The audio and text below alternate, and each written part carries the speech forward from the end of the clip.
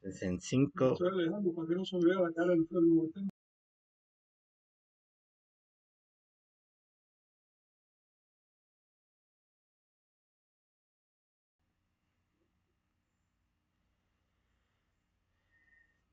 Saludos, muy buen día. Estamos en el programa Tantún Catún. Hoy, 10 de noviembre, el nuevo movimiento, Chicnahui Olin.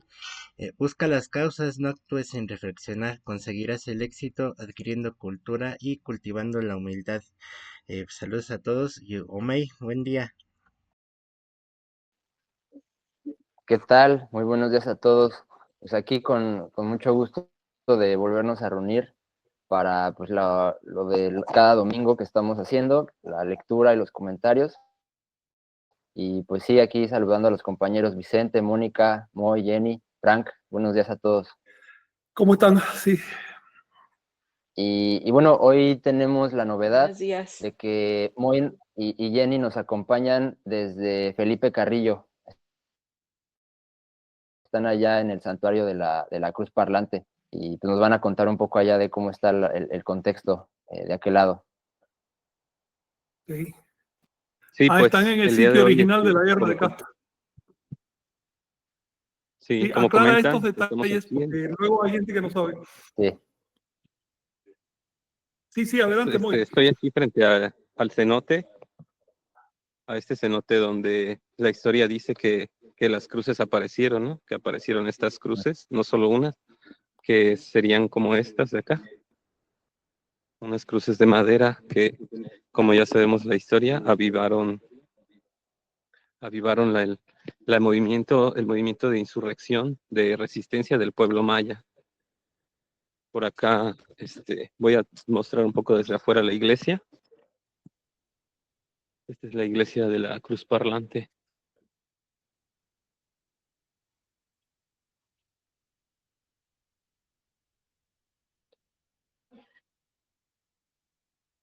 Y pues por acá nos encontramos. La intención hoy era que don Cornelio, el general de la iglesia maya, nos acompañara.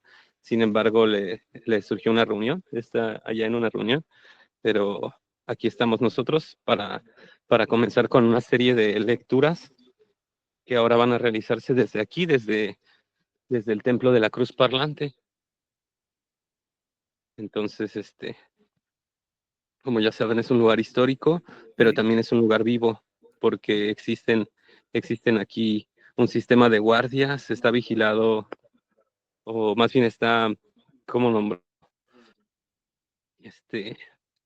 Y cuenta con grupos de diferentes comunidades que se turnan para estar aquí día y noche resguardando la iglesia, los libros, las cruces.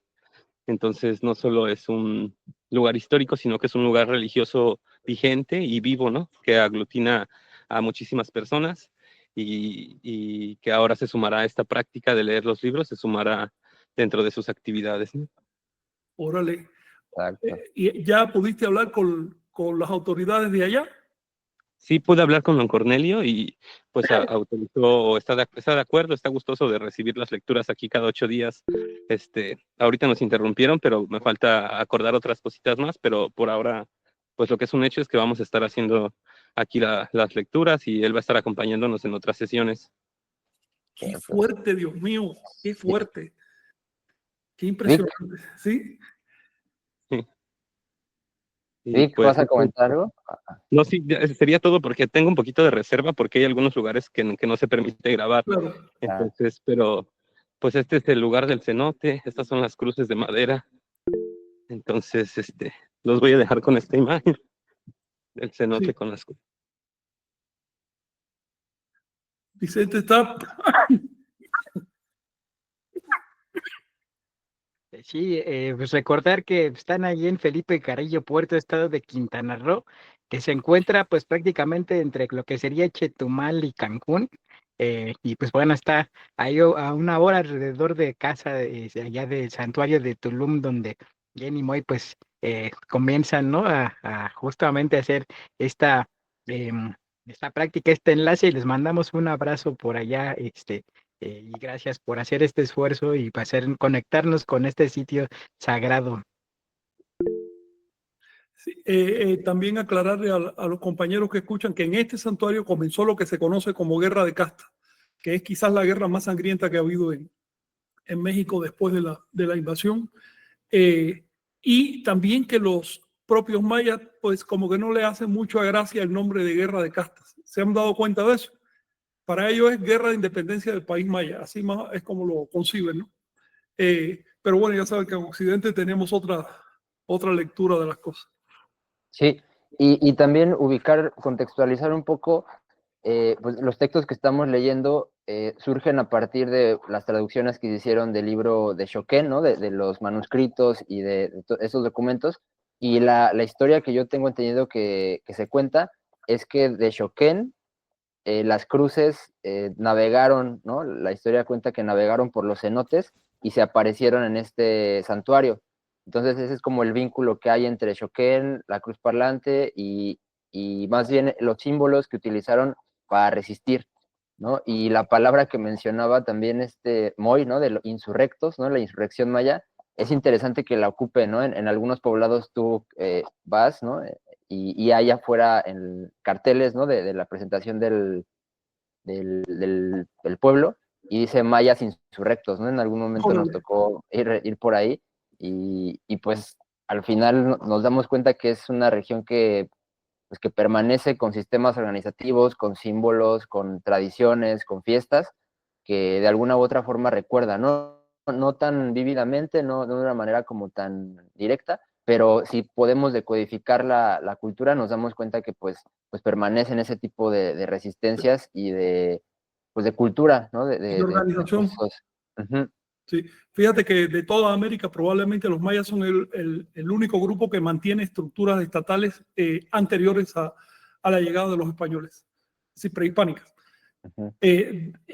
Porque justamente han sabido conservar también por el lugar donde viven, ¿no? Han podido conservar su tradición de un pasado que románticamente se quiera. No, eso está vivo para ellos, lo viven diariamente, día y noche de ellos. Sí, y también los conceptos, a mí lo que me llamó mucho la atención al estar en esa zona, los conceptos de la primicia y la promesa, que se vinculan inclusive también con las cuestiones proféticas, ¿no? Y con pues no sé, los conceptos que se ocupan para esperar algo y para pagar, para agradecer acerca de una acción que se está haciendo. Entonces, pues la idea es justo seguir haciendo estas lecturas y más bien dedicarnos en este programa a eso, ¿no? A las lecturas y los comentarios, y quizá en otro espacio, lo estamos platicando, pues generar otro tipo de pláticas, otro tipo de charlas, porque notamos que a veces es mucha la información y pues no queremos como tampoco saturar, ¿no? Tanto el programa. Entonces igual ahí pues les iremos notificando de esos cambios que haya. Así es. Hoy se integra con nosotros Mónica Núñez, que va a dirigir la parte de una meditación introductiva, y a partir de esa meditación entramos directamente en la lectura. En otras palabras, este es un espacio que tiene una función litúrgica. Darle un formato lo más formal posible, ¿no?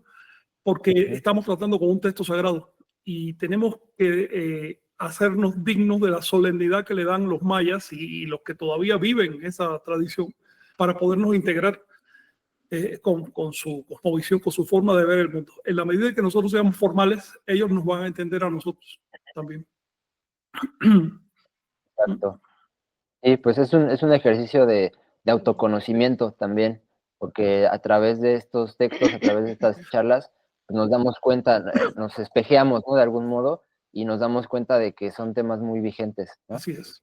Entonces, pues sí, pues eso sería como la introducción y pues las novedades del día de hoy, y pues empezamos yo creo que con la meditación, Moni, para darle fluidez a los temas. Muy bien. Buenos días a todos. El día de hoy nos vamos a preparar para esta liturgia. Vamos a cerrar los ojos si les es posible. Es una meditación corta. pero es como una preparación, un entrenamiento para que se sigan practicando de esta forma. Pueden ustedes, si tienen tlaco, se puede utilizar unas cuentas para que vayan haciendo el ejercicio, pero en el caso de que no lo tengan, tampoco importa, se puede hacer libre. El tlaco solo es un objeto de transición. La importancia cultural tiene un valor, por supuesto, pero vamos a practicar con los recursos que se tengan. No hay impedimento para la meditación. Entonces, lo que vamos a hacer ahora es cerrar los ojos muy gentilmente y vamos preparándonos para hacer este espacio de silencio mental. Vamos a llevar nuestra atención hacia los estímulos que lleguen de manera natural.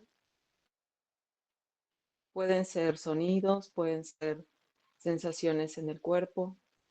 Hay diferentes tipos de estímulo que son los externos, los que captamos a través de nuestros sentidos.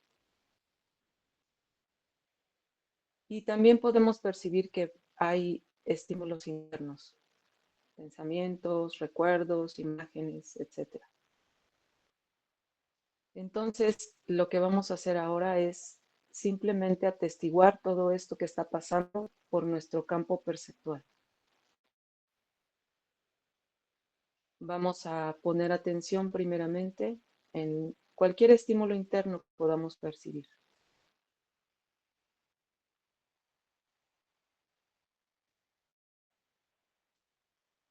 Vamos a usar el tlaco para captar cualquier tipo de estímulo que podamos detectar. Y ahora vamos a llevar nuestra atención a la respiración. Observa cómo está, hasta dónde llega, qué partes de tu cuerpo se involucran en este movimiento de respiración.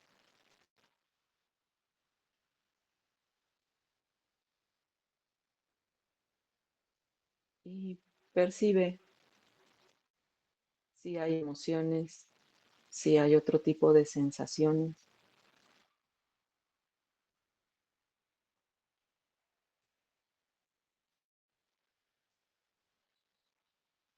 Y muy gentilmente acomódate si sientes incomodidad en el cuerpo.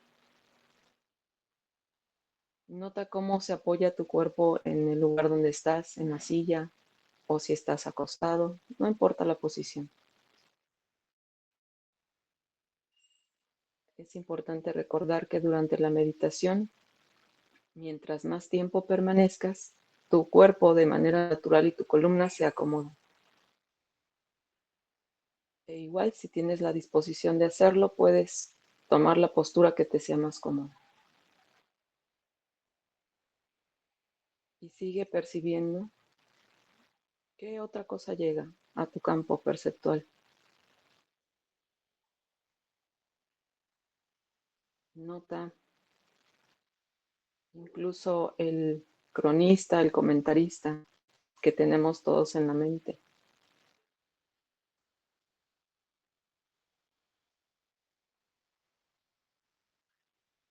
Date cuenta de tu estado emocional.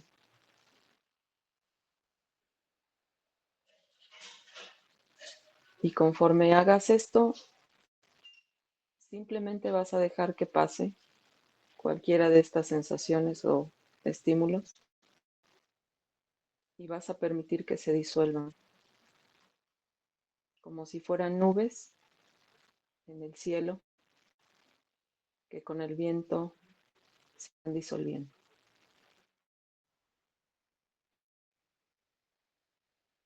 Regresa nuevamente a tu respiración.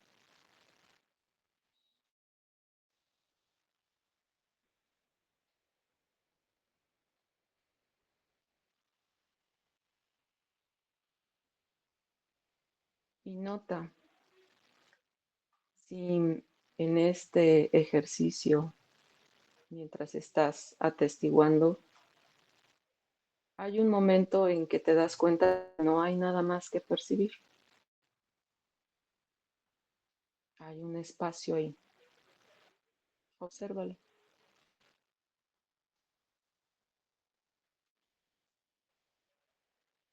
Simplemente nota, date cuenta de que está ahí.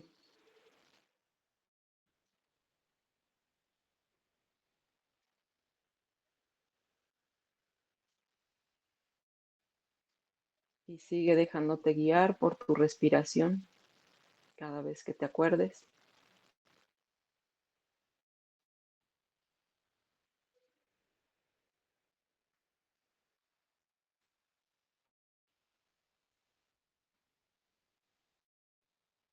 Muy bien. Y así como estás, vas a abrir muy gentilmente tus ojos. E igualmente atestigua lo que estás viendo, todo lo que pase por tu campo visual. Es como si acariciaras lo que está a tu alrededor con la vista.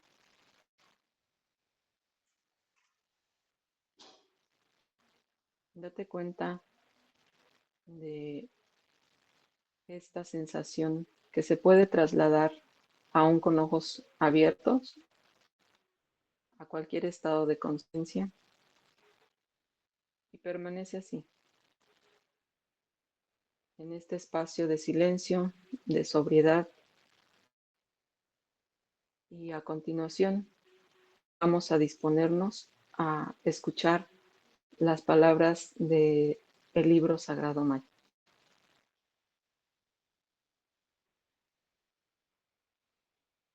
Gracias, Moni.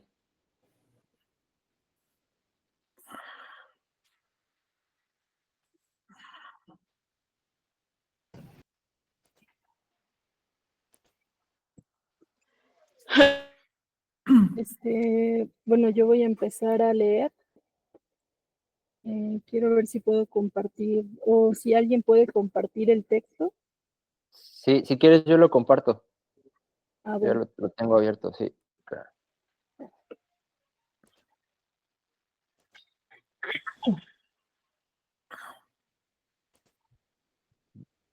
Es Cagua 11, ¿sí, verdad?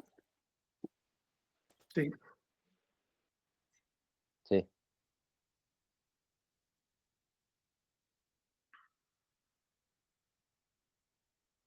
¿Sí Sí. se ve? Sí. Entonces dice Cagua 11, profecía de Uluak Chan, Catún 4 Ajau K20. El periodo más cercano es 2000-2020, ya ahora. Y Catún 4 Ajau K24, que se acerca en el 2064 al 2088. Tizimín, folio 131, Chumayel, folio 73, Caguá, 168, Maní 83-84 y Xoquén 188-189. Dice, profecía del llamado Uluak Chan. Termina el Catún 6 Ajau para que se asiente el Catún 4 Ajau. 24 años tiene su carga. He aquí lo que dijeron los hombres antiguos para cuando entre este cargador. 7 casas grandes es la sede del Catún 4 Ajau.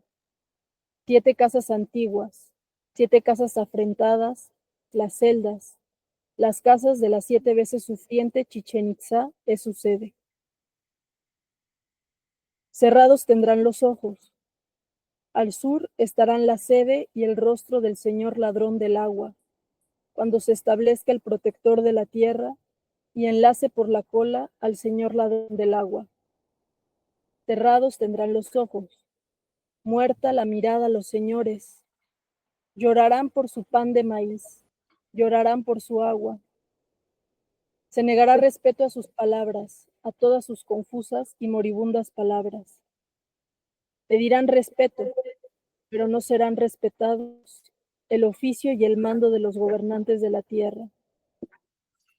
Terminarán el respeto y la veneración, pues habrá otra voluntad que se preparará para la guerra y nada respetará.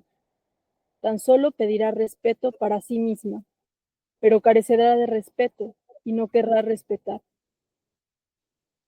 Muy mezquinos serán el pan y el agua, con trabajo se conseguirán. Al oeste estarán la estera y el banco del gobierno del Catún Cuatro-Ajau. Derramará mucha sangre, la mortandad y la epidemia serán su carga. Cuando vengan los guerreros extranjeros a asentarse y a fundar en la tierra, derrocarán a los señores naturales de la tierra y despojarán a los señores de los pueblos. Esto hará el enjambre de hormigas. Ahorcarán y exterminarán por avaricia, y habrá epidemias y montones de huesos. Tal es la carga de este Catún. Muy mezquina será el agua, muy mezquino el pan. Restringido, fatigoso, escaso será el pan. No producirá pan este Catún. Por entonces gobernará en el cielo la estrella de la señal de apariencia azul, la verde tortuga, la señal de la luciérnaga azul, la señal del precioso orador, el valiente pionero, el hijo del alba. Pero nadie atenderá a la señal, pocos querrán escuchar todas estas cosas. La mitad del Catún será buena, la otra mitad no será buena. Cuando inicie será malo, en el 7º año descansarán.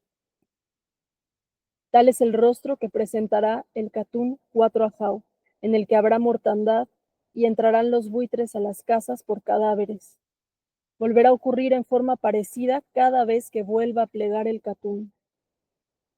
Vendrá una nueva palabra cuando este cargador asiente su gobierno. Tal es el trabajo del Catún Cuatro-Ajau, según lo dijo el gran sacerdote Chilam Balam al explicar la antigua palabra de los ancestros y la carga del Catún Cuatro-Ajau.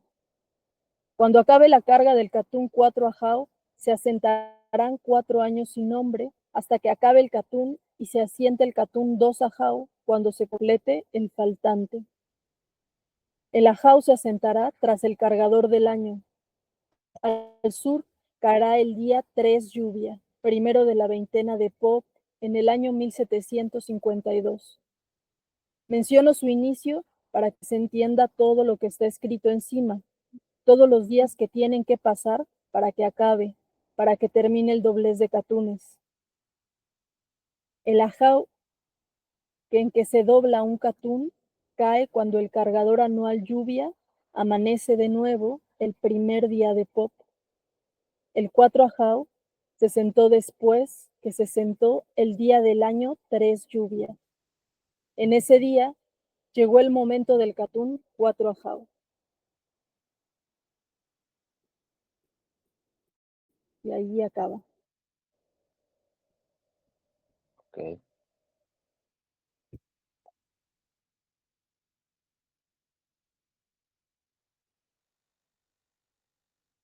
Creo que está apagado tu micrófono, Fran. Así es, te decía que gracias por la lectura y que hay muchas referencias calendáricas ahí al final. No es el objetivo hablar de calendario hoy, ¿no? Pero si quieren señalar algún detalle que les haya llamado la atención, yo preferiría comenzar a revisar un poquito desde el principio, porque ya en el primer verso hay cosas que hay que aclarar. ¿Les parece? Fíjense que Sí, este Catún en particular, esta profecía, se sabe quién la hizo. La hizo un Chilam Balam llamado Luak Chan.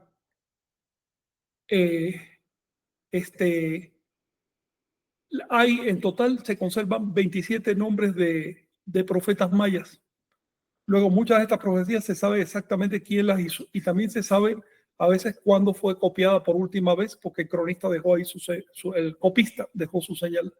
En otras palabras, no son textos anónimos, son textos bastante claros. Se sabe su época, su contenido. Algunos se conservan completos, como este Catún, y se sabe también que los hizo. Estamos hablando de una veintena de autores que no se conocían, y que pertenecen a la historia de la literatura universal y sobre todo de la literatura sagrada, autores que no se conocían. En otras palabras, yo estoy previendo un futuro para la cultura de Anáhuac, donde se recupere la literatura, no solo la sagrada, sino el concepto de literatura en general, que eso está faltando. Porque por lo general se dice, no, eso son cosas de los indígenas y son cosas anónimas y se menosprecia, ¿no? Pero a ver, estamos hablando de una persona que escribió, sabemos exactamente cuándo escribió y qué fue lo que dijo y por qué lo dijo. Recuerden que este catún tiene un núcleo prehispánico sobre el que se bordan 3 temas. Primero, la invasión en el siglo XVI. Segundo, el copista de 1750 y pico le mete su propia nota al final. Es el que hace las aclaraciones calendáricas. Y tercero, el cumplimiento futuro, que es al que está referido el catún. Ese cumplimiento se tocó calendáricamente entre los años 2000 y 2020, pero va a tener una segunda edición a partir de 2064. Esto es otra cosa que deben notar: las profecías mesoamericanas, anahuacas, no son como las profecías bíblicas, que es así para un momento ahí cuando mágicamente, no, tienen fecha y tienen una razón histórica. Es decir, están reflejando lo que pasó en una fecha similar un tiempo antes. Ustedes saben que este calendario es cíclico, por lo tanto toda fecha va a recurrir en su momento, va a regresar. Y ellos consideraban que cuando se repite la fecha, se repiten las condiciones. ¿Por qué? No por una cuestión mágica, sino porque los lapsos, los ciclos calculados de la fecha estaban diseñados a partir de las observaciones históricas. Entonces habían visto que había cierta recurrencia de sequía, por ejemplo, recurrencia de guerra, recurrencia de un momento de efusión de sabiduría, otro momento de epidemia. Bueno, juntaban todas esas recurrencias y con eso construyeron el calendario profético. De manera que las predicciones son estadísticas y a partir de lo que ocurrió anteriormente. Está diciendo que este catún, que se llama Cuatro Ajau, empieza diciendo que tiene 24 años. Aprovecho para saludar a los estudiantes de antropología e historia. El sistema catúnico, los catunes de los libros de Chilam Balam miden 24 años, no 20 años como los han enseñado en las academias. Lean directamente el dato, no a través de lo que diga algún sabio moderno, sino directamente el dato, y confíen en el dato, porque el sistema cronológico de los chilames es perfecto, no tiene ningún problema. Ellos sabían más de su calendario que nosotros hoy. Ahora, otra cosa a ver en el verso 2 es que la sede de este catún, cada catún tiene su sede, que es un templo de alguna ciudad importante. Este tiene sede en Chichén Itzá. Están viendo aquí que el nombre propio de Chichén Itzá, el antiguo, era Uquil Yabnal o U-Yabnal, es igual. No se llamaba Chichén Itzá, sino Yabnal, que quiere decir 7 casas grandes, porque tenía 7 templos principales. Ahora, a partir de la llegada de Seacatopilsi, quien fue conocido como Nachi por los mayas, a partir de la llegada de Nachi en el siglo X después de Cristo, a Chichén se le apodó Chichén Itzá. Según dicen los libros de Chilam Balam, ese apodo se le dio en honor a Nachi por un detalle relacionado con el nacimiento de Nachi. Pero el nombre propio de esa ciudad antes era 7 casas grandes. Después el verso tiene un juego de palabras y le llama 7 casas afrentadas, antiguas o arruinadas, es lo que quiere decir. Porque ya en la época que se escribió Chichén estaba abandonada desde hacía siglos, estaban cayendo esos edificios, ¿no? Sigue diciendo que sigue orientando el catún hacia el sur en este caso, y le atribuye unos patronos que eran, si quieren, dioses, pero en realidad son fechas personificadas, tipificadas como dioses. Esos son los patronos del catún. Dice que en esa época, en la época de este catún, los señores van a tener tremendo problema y que por eso van a llorar. No se les respetará y por lo tanto carecerán de pan y carecerán de agua y estarán sentados en sus bancos de ocelote, pero nadie les llevará un vaso de agua. Van a tener que aprender a trabajar, es lo que está diciendo aquí, y por eso van a llorar. Esto se cumplió en el siglo XVI, cuando después que llegaron los españoles, durante más o menos medio siglo, los líderes mayas, las familias dominantes sobre todo, trataron de mantener vamos a decir, su forma de vida, ¿no? En sus edificios palaciegos y demás, pero ya no tenían seguidores, ya la gente se estaba siguiendo a otros amos, de manera que no se trata de que la colonia eliminara a esas clases dominantes, no las eliminó rápidamente, sino que las dejó un tiempo, fueron languideciendo poco a poco y desaparecieron. Los últimos vestigios del sistema de dominio que había antes de los españoles se extinguieron con la independencia. Todavía hacia 1800, por ejemplo, las casas reinantes de los mayas vivían en palacios. Pero después de la independencia, los políticos se apropiaron de esos palacios y los mandaron para el monte, y entonces tuvieron que aprender a vivir en chozas. Sigue diciendo que en esa época terminará el respeto y la veneración ancestral, es decir, se acabará un culto y empezará otro culto. Eso está hablando de la llegada del cristianismo, ¿no? Dice que habrá otra voluntad, que será una voluntad guerrera y no respetará otra cosa que la guerra.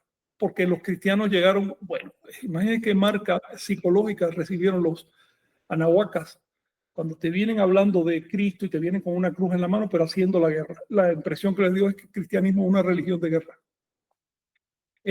Sigue diciendo que compara a los soldados que llegan con enjambres de hormigas y dice que ahorcarán y exterminarán por avaricia y que habrá epidemias y montones de huesos. Esto está describiendo lo que pasó y es un mentiz y es un salir a atajar esa propaganda que están haciendo los hispanistas respecto a que su llegada fue en paz y vinieron a salvar a los mesoamericanos porque los propios nativos de Anáhuac les suplicaron que vinieran a salvarlos porque estábamos en una religión falsa. Bueno, eso no fue así. Lo que describen las fuentes nativas es que hubo montones de huesos y que llegaron a conquistar por avaricia. Otra cosa importante en el verso 10. Dice que en esa época gobernará en el cielo la estrella azul, la estrella señal. También le llaman la verde tortuga, que quiere decir la tortuga preciosa o la tortuga de la renovación, o la luciérnaga azul. Le daban muchos apodos. Saben que están hablando de Venus. Dice que Venus era el astro que rige en el cielo en este periodo.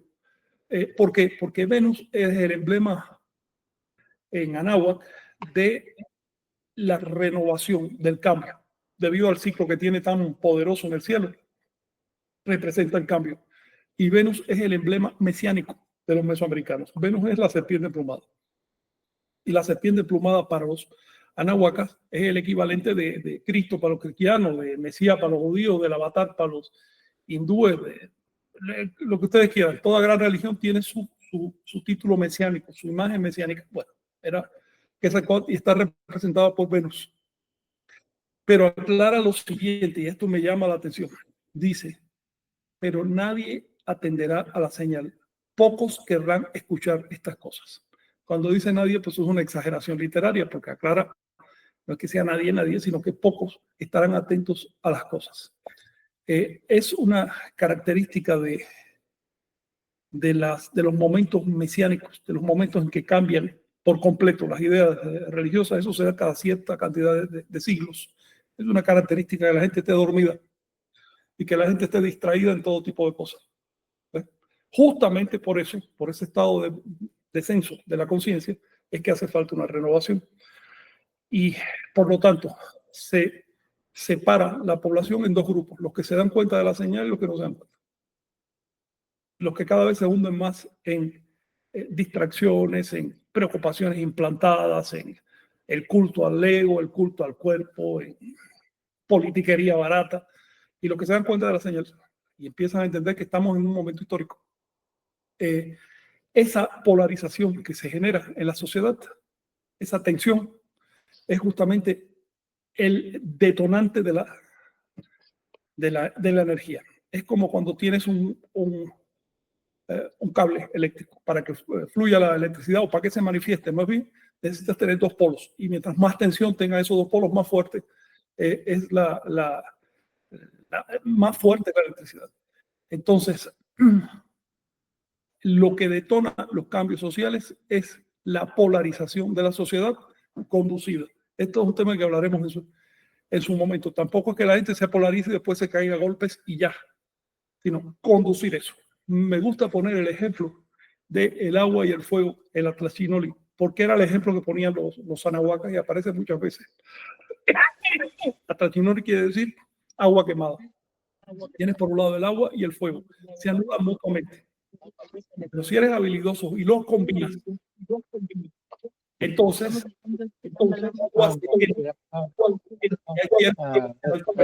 Sí, si quieres, sí, ahorita no. ok. Ahora te conectas. Yo regreso a rato. Lo puedes ver con los guardias. Que está con don Cornelio, acaba de llegar. Sí, perdón. ¿Quiere salir, don Cornelio? Solo saludar. Muy bien. Adelante, sí, si quieres platicar y saludar, qué bueno. Es que se desocupó un ratito por acá, don Cornelio. Genial. Estamos con él, es el general de la Iglesia Maya de la Cruz Parlante. Por acá tenemos el honor de estar con ¿Cómo él. está, Cornelio? ¿Cómo le va? Buenos Bien, días. bien, don Juan, gracias a Dios. Saludos. Estamos acá platicando con los empleados del gobierno de Shemba. Sí, claro, Sí. claro. Oye, Él ahorita me comenta que va a regresar, pero igual ¿qué? por aquí anda con nosotros. Quería saludar. Sí, voy a estar acá un ratito más. ¿Cómo no?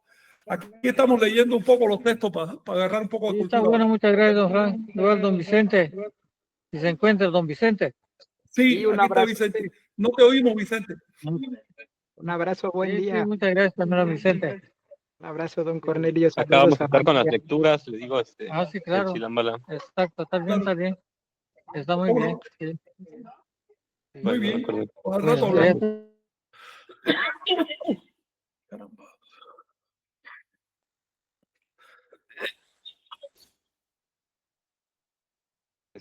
Listo, es que me comenta don Cornelio que va a acompañar a las personas que vinieron acá a la reunión, a otro Claro. lugar, pero regresa y seguimos platicando, pero Sí, por aquí ando. Qué bueno verlo, ¿eh? Lo veo bien. Anda muy ocupado porque pues también es una autoridad tradicional. Sí, claro, y este momento es complicado para ellos. Sí, claro. Imagínate, cambio de gobierno, cosas así. Ahora están viendo qué pasa. Pero veo que quedó bien de la operación de los ojos. Sí, ok. Está Sí, fuerte. quedó bien. Ok, bueno, pues vamos a terminar muy brevemente. Si ustedes tienen algún comentario o pregunta sobre esto, les quería decir otro elemento de este cartoon, es que la mitad será buena y la mitad será mala. Es decir, se van a combinar los elementos polares. Otro elemento es que dice con mucha claridad, volverá a ocurrir en forma parecida cada vez que se vuelva a plegar este cartoon. Este cartoon se pliega cada 260 años. Es una cuarta parte del ciclo completo de 1040 años. Y dice, cada vez que se pliegue, cada vez que aparezca el cartoon otra vez, va a haber condiciones parecidas. Es algo a tener en cuenta. Ahora, hay un detalle.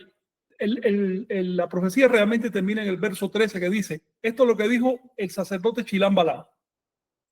Después viene una nota del copista. El copista transcribió todo esto en 1752. Yo traduje todo textualmente, lo que viene en el verso, porque estas notas de los copistas también son importantes. Y te dicen que el documento se mantuvo vivo. Todavía en 1752 alguien estaba copiando esto, y les voy a decir por qué. Porque en esa época había guerra de casta constantemente. Había alzamiento para ellos constantemente. Y lo primero que hacían era tener su copia, y con eso se iban a la guerra, con la copia. Fue una guerra de fe, lo que hicieron. Fue una guerra en defensa de un texto sagrado. Esto es algo que no se conoce en la historia de México y de la humanidad, y debe conocerse. Sigue diciendo aquí una serie de datos calendáricos medio complicados. Algún día hablaremos de eso, pero quiero sobre todo que vean en el último verso, Moy y Jenny, ustedes que están entrándole a esto, observen que dice que el 4 house se sienta después del cargador del año 3 lluvia.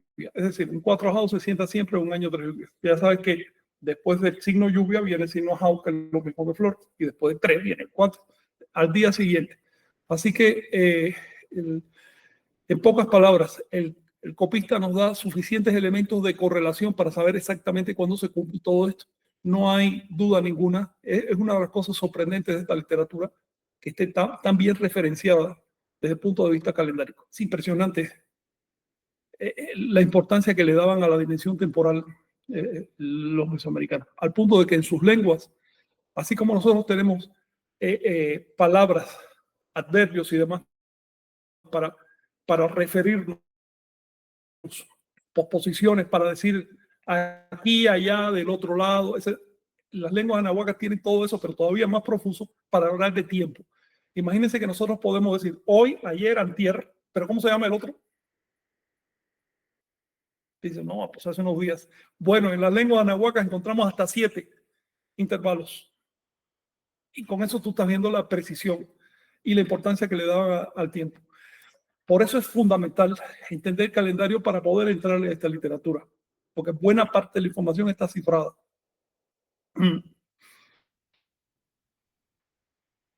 Eso les quería decir.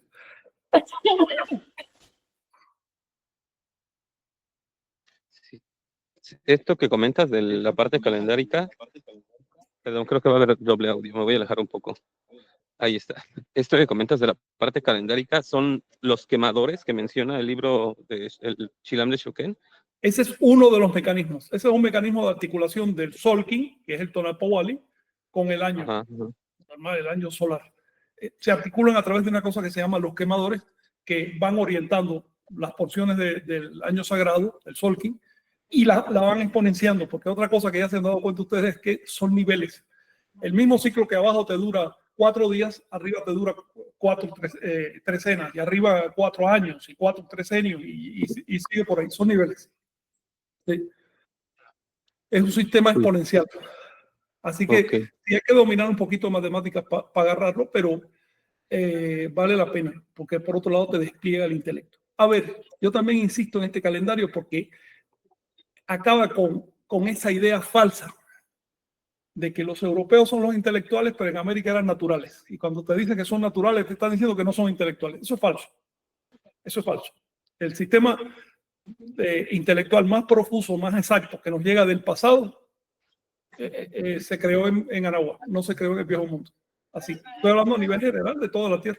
No hay otro sistema con tanto alcance intelectual como el calendario de Anáhuac, por lo menos hasta el siglo XX, cuando ya se generaron nuevas cosas, ¿no? Hipótesis, teorías y demás. Pero es importante tener eso en cuenta. Adelante. Y bueno, ya solo como último comentario, a mí me llama la atención de este cartoon, que es el que acabamos de pasar, que cerró en el 2020, el cómo es esta epidemia, otra vez este pensamiento que no es polar, ¿no? Sino que justo estas condiciones de crisis son la base para que pueda haber una esperanza, para que pueda ser este gobierno de Venus, ¿no? Este gobierno cíclico de este momento en el que hay la oportunidad de cambiar las cosas, ¿no? Y eso es lo que vemos muy cercano, porque al menos después de 2020, pues ya no volvió a ser la realidad lo mismo, ¿no? Incluso ahora es la nueva normalidad, ¿no? Claro. Y la normalidad nunca volvió, por suerte, ¿no? Por suerte también, y también tuvo su parte trágica, pero por suerte algo se sacudió, ¿no? Algo se sacudió bien fuerte. Sí, hay una nueva era. Eso es algo que se debe meditar. En el futuro se va a ver mejor. Voy a usar una analogía de algo que ustedes entienden. Ustedes se dan cuenta que aquí hay recursos teatrales para colocar la información. Si tú estás exponiendo teatralmente la información, es decir, de manera que la gente la entienda, desde un niño hasta un viejo, a través de metáforas y de acentuaciones, primero tienes que justificar todos los argumentos. No puede haber un argumento que no esté justificado. Tiene que quedarle claro a la persona por qué está pasando eso, porque si no se pierde la historia. Segundo, tienes que polarizar, tienes que dramatizar el asunto. Así que tiene que haber una condición muy mala para que de pronto aparezca un salvador y se arregle la situación. ¿Ves? Si la condición no está mala, el salvador no tiene chamba, no tiene función. Entonces, el lenguaje mesiánico milenarista en todas partes de la Tierra es como una gran obra de teatro que se está representando a milenios y abarcando países enteros y civilizaciones enteras, pero tiene los mismos recursos. Eso se ha estudiado bastante en antropología, en el tema del héroe y de cómo el héroe sigue unos ciertos patrones. Y eso finalmente, el saber colocar una información y saberla manejar para que se extienda de cierta manera y generar un cauce. Toda una sociedad va para allá, tú generas un cauce y empieza a moverse un grupo por acá. Si ese grupo pasa de un 10%, jala al resto de la sociedad porque ese grupo tiene intención y el resto no. El resto solo es inerte. Esos son detalles de sociología que ustedes deben ir conociendo. Y otra cosa que deben conocer es qué tamaño tiene que tener un grupo con respecto a su base para que se destaque o para que haga algo o para que se pueda hacer algo con ese grupo. Estos números están recogidos en los números de Nahua, pero también son cosas que se han investigado ya. Algún día platicaremos de eso, son cosas que les pueden servir en el trabajo. Ay. Adelante. Vicente levantó la mano de Vicente, hace rato. platica, interrumpe, hombre, no hay problema. En este caso, bueno, haciendo alusión a las casas grandes, que también pues, nos remite, por ejemplo, allá al norte de México, y pues llama Sí. mucho la atención en este caso en Paquimé, donde hay un templo de la serpiente emplumada y también hay un templo de la cruz, que justamente forma este símbolo sagrado, ¿no? Que también forma parte de esta cosmovisión, el Teocuitlatl. Y pues bueno, ahorita que vimos a don Cornelio, pues nada más también precisar que hay elementos que más allá del tiempo y la distancia son símbolos de unidad. En este caso, hablando con don Cornelio el día que lo conocimos, un 3 de mayo de 2021, cuando nos presentamos y le dijimos, bueno, es que somos de los Macehualó.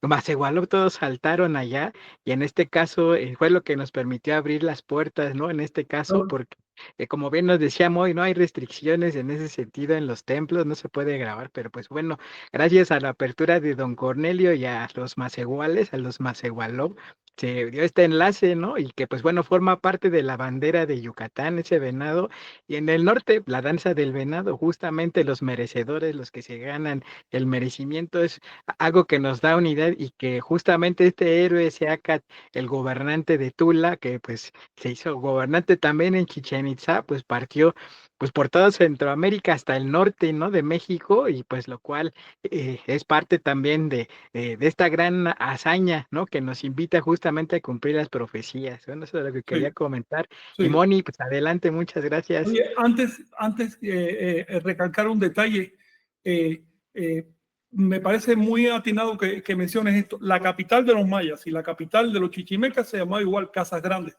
cada uno en su lengua, ¿no? Y eso está muy interesante.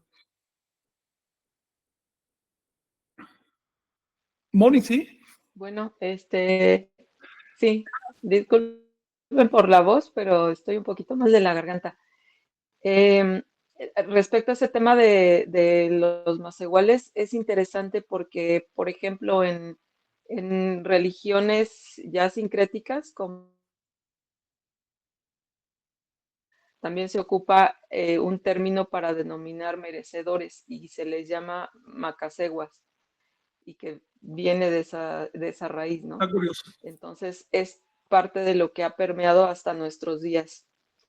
Y por otro lado, también me parece interesante notar que estas escrituras tenían un objetivo diferente al de las profecías, por ejemplo, del Apocalipsis o de pues las religiones, ¿no? La religión cristiana. Porque el objetivo no era implantar o inocular miedo en las personas, en los seguidores, sino era simplemente prever. Es decir, viene un ciclo, hay que prepararnos para este ciclo, ya sea para cumplir una profecía favorable o para minimizar los efectos negativos de las profecías que no son tan buenas, ¿no? Sí. Y es interesante apreciar esto, cómo es que se manejan la ideología moderna y esa ideología antigua. Es increíble ver cómo se fomenta actualmente el miedo, la parálisis y otro tipo de actitudes que no son benéficas, realmente no nos van a servir para adaptarnos como seres humanos frente a la vida. Y en cambio, en esta antigua religión tolteca, era simplemente ver los hechos, prepararse, porque había, como tú lo acabas de mencionar, Frank, había un cálculo estadístico, una frecuencia, y entonces simplemente era prepararse para ello, ¿no? No hay necesidad de inocular miedo. Hay que preguntarse por qué o para qué actualmente se nos trata de Sí, amedrentar, ¿no? sí. Ese es mi Mónica, punto de vista. lo que estás diciendo es un detalle que sorprende. Uno esperaría que con el paso del tiempo las ideas religiosas evolucionen. Resulta que no es así. Las ideas religiosas se han ido degradando con el paso del tiempo de una manera brutal. Lo que era una metáfora hace 2000 años, ahora resulta una creencia material que la gente tiene que creerlo, y si no lo cree se va para el infierno. Las ideas religiosas han degradado. La religión ya realmente no es ni religión, es un conjunto de supersticiones.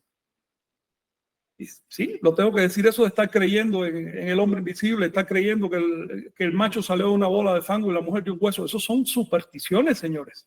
Quienes escribieron esas historias pretendían poner metáforas, cuentos para niños, para ejemplificar algo diferente, no para que tú te quedes tragándote el hueso, ¿no? Es notable en el tema del milenarismo y en el tema de las profecías. Lo ves aquí, tienes un sistema profético que quedó recogido ahí, que no se le puede, no estamos inventando nada, los mismos textos lo dicen, esto quizás ocurra, quizás no, todo depende de cómo nosotros asumamos esto.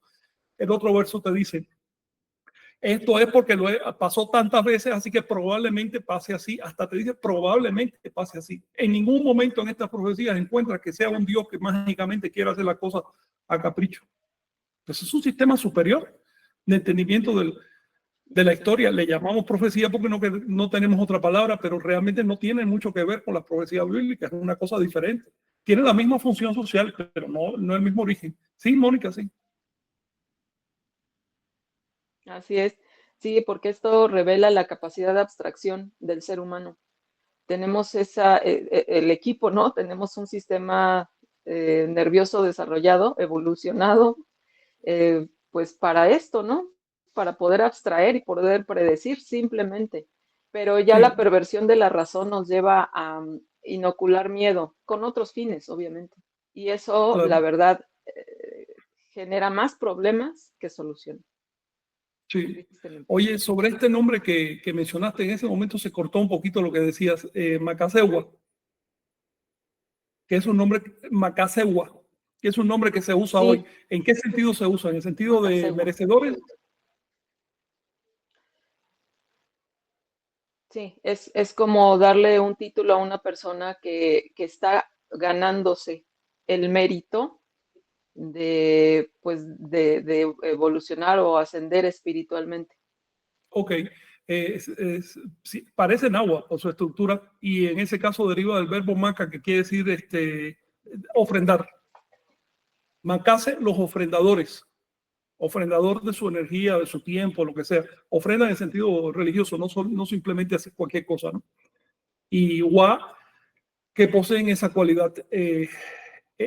Por otro lado, el concepto de Macehualó, que es Macehuales en español, o Macehualtin en náhuatl, viene del verbo, más bien viene de la raíz más, que le da nombre incluso a los venados y a un montón de animales con cuernos y demás.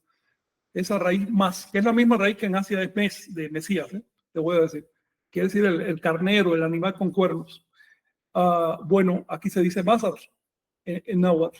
Y esa raíz mes quiere decir el que se sacrifica, porque estos animales con cuernos eran el sacrificio en los templos. Entonces, el sacrificado, el que se sacrifica y por lo tanto merece, el que sacrifica algo suyo. Es el mismo concepto en el fondo de dar algo, pero la etimología es diferente. Sí, y es muy llamativo que los mayas hayan adoptado, los Kusops hayan adoptado un título náhuatl para identificarse a sí mismos, más igual. Le ponen el sufijo o, que es el plural en maya, entonces se llaman macehualos, los macehuales, pero el título sigue siendo náhuatl. Eso es muy llamativo. Y creo que eso o bien ocurrió cuando Topilzin llegó, porque en la época de Topilzin no se hablaba todavía náhuatl, pero sí se hablaba una lengua muy parecida donde existía la palabra macehual. O bien lo adoptaron de la lucha de Francisco Tenamaztle en contra de los españoles, porque ellos cuando acabaron la guerra del Mistón se refugiaron en algún lugar que no se sabe dónde fue, y yo pienso que se fueron a la zona maya. Este es un tema que vale la pena investigar antropológicamente, es decir, ¿de dónde sale el título de Macehualó? Y es una bendición que ellos lo conserven porque unifica los grupos mayas con los grupos nahuas. Muchas gracias por la información, Frank. Está interesante descubrir la etimología de las palabras. Gracias. Sí, sí. Sí. Jenny o Moy. Y acá queríamos comentar, es que se nos acabó la pila en la computadora y ya se nos va a acabar en el celular, pero bueno, quería comentar algo que sobre el texto, pero uniéndolo con la realidad de aquí de la iglesia maya, que a ver si lo logro poder compartir como quiero compartirlo, pero nos parece muy particular que aquí en el Santuario de la Cruz Parlante hay, por ejemplo, un acomodo muy especial, ¿no? Del espacio, una construcción muy especial de la iglesia y del espacio, ¿no? O sea, por ejemplo, hay mucha vegetación, ¿no? Hay muchos árboles, está la ceiba en el centro, y hablábamos Moy y yo de que, por ejemplo, que es distinta la disposición del espacio de una iglesia cristiana a una iglesia maya, porque algo muy característico es que en las iglesias o sea, en las iglesias mayas está el santuario, pues, donde El altar. hay un altar y donde la gente llega a ofrendar el atol, ¿no? Se llega se puede decir a meditar y se ofrenda el atole, ¿no? Se pide por algo, se ofrenda una vela. Y también está un espacio donde son unos dormitorios para los peregrinos, unos cuarteles. Cuarteles, claro. Para los peregrinos y también para las guardias que se hacen, ¿no? Y Claro. entonces tiene que haber también una cocina para que coma la gente que está Claro. aquí. Entonces, Y es comunitario. vemos una idea de sostenimiento de la vida, pues, ¿no? De lo más básico que se tiene que sostener para poder hacer lo que sigue, ¿no? Pienso un poco en la pirámide que propone Guillermo Marín, ¿no? Esta pirámide de la alimentación, que está en la base de la alimentación, la salud, la educación, la organización, y después entonces ya se puede de ahí acceder a otros niveles pues más complicados, ¿no? Claro. Y entonces a mí me llama la atención esta idea de, cuando vengan los guerreros, bueno, terminarán el respeto y la veneración, pues habrá otra voluntad que se preparará para la guerra y nada respetará. Tan solo pedirá respeto para sí misma, pero carecerá de respeto. Bueno, tenía que ver un poco más bien con esto de no serán respetados el oficio y el mando de los gobernantes de la tierra. Cuando vengan los guerreros extranjeros a asentarse y a fundar en la tierra, derrocarán a los señores naturales de la tierra y despojarán a los señores de los pueblos. O sea, como que está la idea de que había una autoridad que también tenía una conexión al final con la vida, ¿no? Con la tierra. O sea, es una pregunta también si se refiere a eso, ¿no? A una conexión con la vida, con la tierra. Y después llegan los extranjeros, que hay una autora, por ejemplo, que se llama Yayo Herrera, que habla de esta palabra o sea, habla de la actualidad también, como de que ya existen los extraterrestres, ¿no? O los alienígenas, que son los extranjeros de la Tierra, ¿no? Ella dice. O sea, porque un alienígena es alguien que está alienado de la Tierra, ¿no? Como que quiere pasar, como si no perteneciera a ella, ¿no? Quiere salir de Claro. eso. Entonces, me llama la atención como esta idea de que llegan los extranjeros de la tierra, ¿no? Que pasan por encima de los gobernantes de la tierra. Sí. Y que no es una idea romantizada de estos naturales que están en la selva. O sea, no, también hay cultura en el sostenimiento de la vida, ¿no? Y se necesita para poder hacer cosas más elevadas. Y me llama la atención eso, como el funcionamiento de la iglesia. Espérate, antes de construir una hipótesis, siempre verifica tus bases. ¿Qué quiere decir en este caso, por ejemplo, los gobernantes de la tierra? Bueno, es que en maya, en esa época por lo menos, existían dos maneras de decir extranjero. Uno es extranjero de lengua aunque viva en tu misma tierra, y otro es extranjero de tierra, aunque hable tu misma lengua. ¿Ves? Había dos palabras para decir extranjero. Entonces, los que llegaron eran extranjeros en los dos sentidos, pero especifica, ellos van a destruir a los gobernantes de la tierra porque son extranjeros de la tierra, en ese sentido. No es que sean simplemente que gobiernen la tierra, el terreno físico, sino que está refiriendo al hecho de que no son extranjeros. Por ahí va la intención. ¿Ves? Pero por otro lado está tratando muy mal, este texto trata muy mal a los gobernantes mayas, porque dice, y no sé si te diste cuenta de seguro que usa la palabra respeto, chic, un montón de veces seguidas, incluso en la misma oración varias veces. Es un recurso literario. Ese pedazo, ese fragmento que habla del respeto, en realidad es un versito. Lo que pasa es que lo pongo completo así porque imagínate. Pero es un poema, ¿no? Y lo que está diciendo es, perderán el respeto porque no tienen función, porque abusaron de sus cargos. Los mayas interpretaron la invasión española como una consecuencia del abuso por parte de las autoridades mayas y de las autoridades anahuacas en general. Se fueron separando de los pueblos. Hay un chilán incluso que dice, esos viven en mansiones elevadas, tienen que subir por escaleras, viven en pisos altos, ellos no pisan la tierra, son los gobernantes de la tierra, pero nunca han pisado la tierra. Y cuando salen van en andas y los cargan la pobre gente, ¿no? Es decir, se fueron distanciando, ya de generaciones ya no sabían lo que era pasar hambre ni ir a buscar agua, ¿te das cuenta? Entonces, debido a eso, se aflojó el poder. El poder radica en el respeto.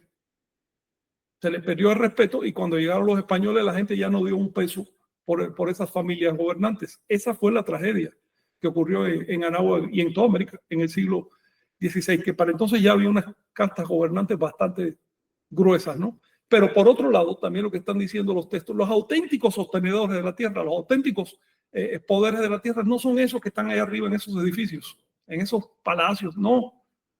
Son otra gente que está caminando a lo mejor descalzos por ahí. Son los que están haciendo el verdadero trabajo. A eso estos textos le llaman los cargadores de la tierra. ¿Te acuerdas que leíste eso? Los hermanos que sostienen o que cargan la tierra. Esos son los auténticos, es lo que está diciendo. Ponte en el lugar de ellos. Ellos tenían que explicar cómo es que un sistema tan integrado y tan organizado y de tantos milenios como el Anahuac cayó en una década. ¿Ves? Cayó simplemente por un puñado de extranjeros, de advenedizos.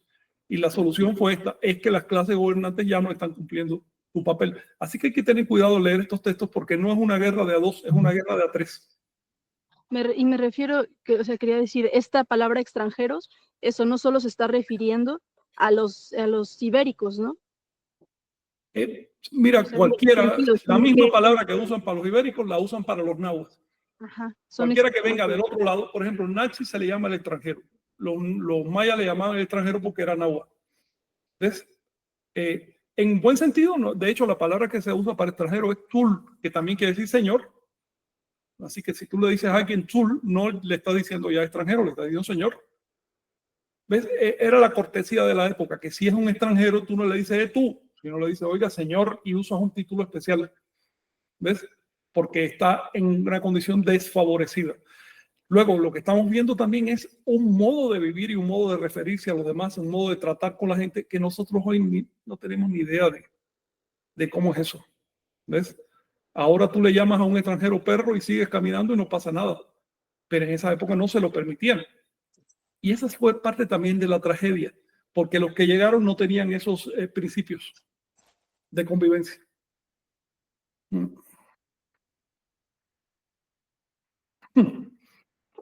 Ok, gracias. Perdón, acá tal vez vamos a salir porque se nos está acabando la pila, pero vamos a estar hasta donde nos dé la pila. Estamos al habla, si tienen que salir, salgan cuando quieran. Ya nosotros estamos acabando también por aquí. Si tienen compañeros algo más que decir, Mónica, Omey, Vicente, John, ustedes casi no han hablado. Sí, para irse hablando, avisarles, ¿no? En este caso, que el día 24 de Este mes de noviembre iremos allá a Cuautitlán y a Tepoztlán también para hacer lectura de el paso de Seacat por allá. Y en el mes de diciembre, pues ya prácticamente estamos por anunciarles también pues un gran suceso porque iremos a Coscomatepec, a Chocomán, del día 13 al 15 de diciembre. Estamos viendo con el colectivo Tlachinoltepet. Le mandamos un saludo a ella, a los compañeros que están por allá, para hacer el ascenso, si las condiciones climáticas nos lo permiten, al trono de Topiltzin y a la cima Tlachinoltepetl. Entonces publicaremos en el transcurso de hoy las indicaciones para quien guste sumarse a esta experiencia. Esperemos, les digo, si hay condiciones, pues hacer cumbre, y si no es posible, al menos llegar a justamente el trono de Seacat, que es un lugar maravilloso. Ahí también haremos lectura del paso de Seacatl. Y para el solsticio en diciembre iremos a Minatitlán, Veracruz, a justamente también hacer lectura del libro El paso de Seacat por allá. Y también en Coatzacoalcos para honrar su partida. Entonces les avisaremos en estos días para que pues ahora sí chequen su agenda, si se tienen su oportunidad de sumarse, va a ser un gusto, y si no, pues por aquí les compartiremos también parte de esas experiencias por lo regular allá en Chocamán, como es subir a la montaña, Chocamán Viejo, donde está la tumba, y a donde justamente también pues fueron esos senderos que pues inspiraron a seguir la ruta de Seacatl.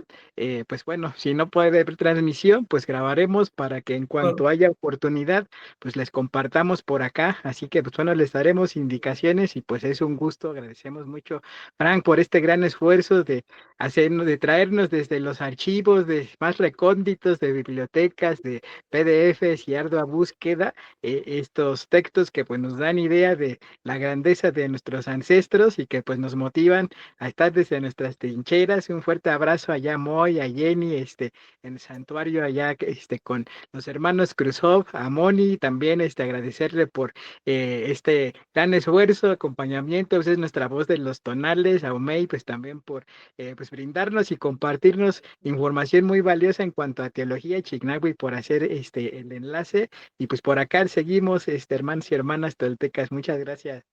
Cómo no, y saludo a don Cornelio por allá y a los demás compañeros del grupo Cruzó. Sí. Mónica, ¿querías decir algo?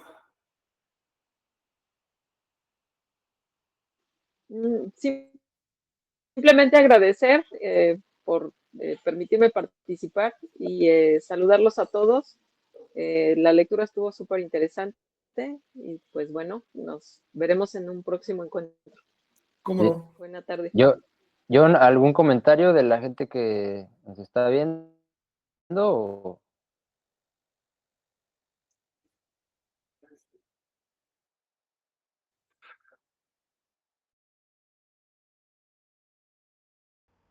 Ya, perdón, tenía que activar mi micrófono.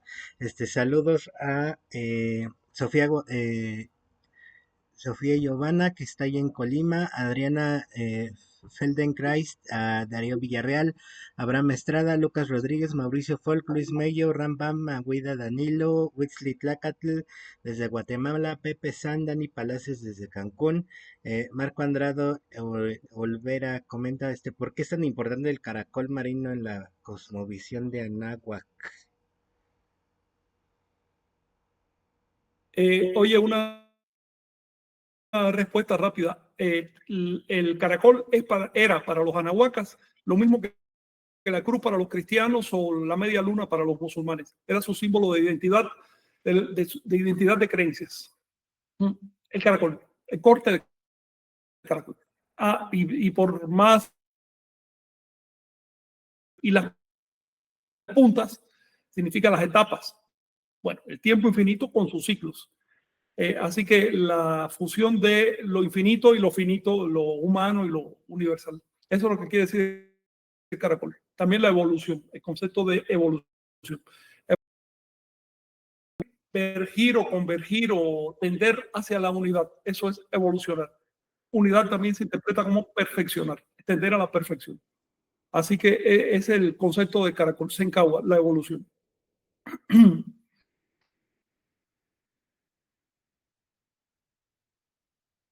John. Y quienes quieran hablar, creo que Moy quiere decir algo, ¿no? Sí, muy. Sí, antes de que se apague el celular, pues Sí, solo sí, sí. igual agradecer Sí, y claro. decir que nos comenta don Cornelio, ¿no? Que estos textos, él recuerda que la última vez que se leyeron en los templos mayas fue hace como 60 años, ¿no? Y que ahora pues Wow. empezamos este ciclo otra vez. Vamos a estar acá leyéndolo otra vez de aquí a 8 días.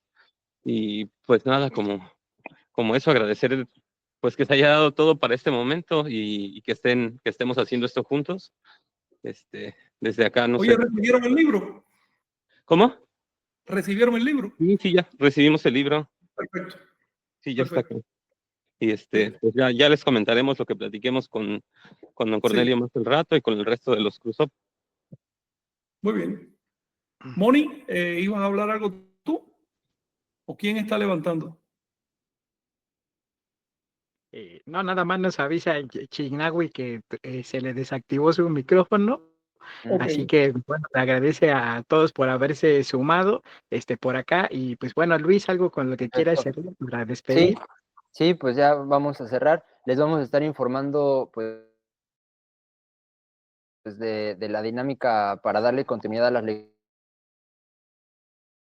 para enfocarnos en la lectura de los comentarios y hacer otro espacio para poder platicar y desarrollar pues muchas ideas que a veces se quedan ahí atoradas y es importante platicarlas. Y pues nada, la intención también de esto es salirnos de la caricatura en la que a veces nos llevan ciertas narrativas sociales sobre la historia, ¿no? Y darnos cuenta de que necesitamos estudiar, necesitamos prepararnos para entender y decodificar todas las fechas, todos los nombres de los personajes. Hay una historia que no se ha contado y que estamos reconstruyéndola, es un rompecabezas y en ese proceso estamos reconstruyendo esa historia, porque si atendemos a esa historia social, colectiva, también es una manera de personalmente, ¿no? Cada individuo pues empezar también a recapitular su historia y ahí está la energía, ¿no? La recapitulación nos sirve para completarnos, ¿no? Para cultivarnos integralmente. Entonces, es un ejercicio, digamos, de recapitulación social para también tener una práctica individual. Y démonos cuenta también de que pues cada sociedad le dedica atención a ciertas cosas, ¿no? Y en este caso vemos una sociedad que le dedicaba atención pues a la calendárica, a muchos aspectos de la cultura, y pues es también como la intención que tenemos. Y bueno, pues de mi parte sería todo y pues agradecer pues su tiempo, el espacio y pues nos seguimos viendo. Muchas gracias. Gracias, Omey, Luis, Frank, Moni. Nos vemos. Bye. Nos vemos, saludos. Chao. Hasta pronto. Saludos. Bye. Chao. Después de Bye. 500 años, regresa el libro sagrado de Anáhuac, Tantún Catún, el tiempo de la promesa. Un programa de lectura y comentarios.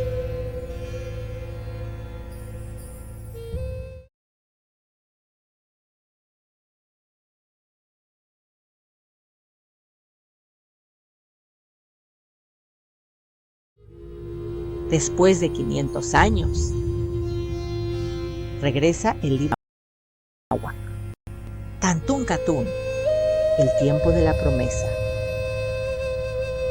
Un programa de lectura y comentarios.